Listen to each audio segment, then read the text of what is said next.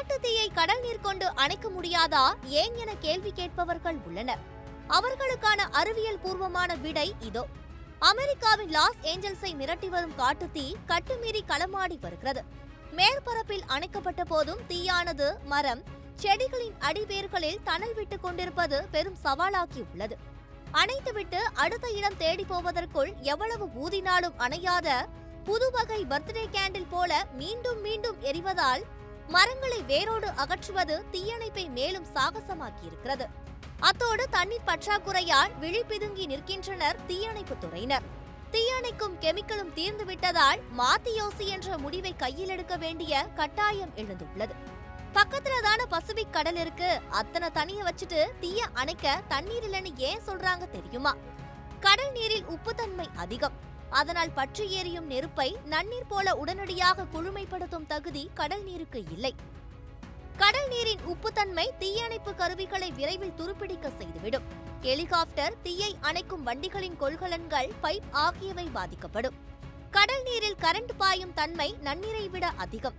இது மின்னணு சாதனங்களின் மீது பற்றிய தீயை அணைக்க முயலும் வீரர்களுக்கு ஆபத்தாக முடியும். கடலின் உப்பு தண்ணீர் நீரோட்டங்களில் கலந்தால் வனவிலங்குகள், மீன்கள் தாகத்திலேயே உயிரிழந்துவிடும். கடலின் உப்பு நீரானது மண்ணில் இறங்கி மண்ணை மடலாக்கும். அதன்பின் காட்டுப்பகுதிகளில் புல் பூண்டு கூட முளைக்காமல் காடை அழிந்துவிடும் பேராபாயம் உள்ளது. கடல் நீர் பாய்ச்சப்பட்டு காப்பாற்றப்பட்ட மரங்கள் தனக்கு தேவையான சத்துக்களை உறிஞ்சிக் கொள்ள முடியாமல் திணறிப்பட்டு போய்விடும். கடலில் இருந்து அதிக நீர் எடுப்பது கடலுக்கும் அதில் வாழும் உயிர்களுக்கும் கூட நல்லதல்ல. இப்படி கடல் நீரை எடுத்து தீயை அணைக்க பயன்படுத்தினால் எக்கோசிஸ்டம் என்ற சுற்றுச்சூழல் அமைப்பே முற்றிலுமாக சீர்கெட்டுவிடும். இந்த பின்விளைவை மனதில் வைத்துதான் அமெரிக்க தீயணைப்பு துறையினர் அந்த ஆப்ஷனை தேர்வு செய்யவில்லை.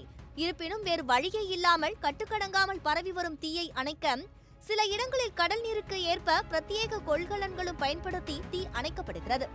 இதற்கு தீர்வு காண வேண்டிய நேரமும் உள்ளது.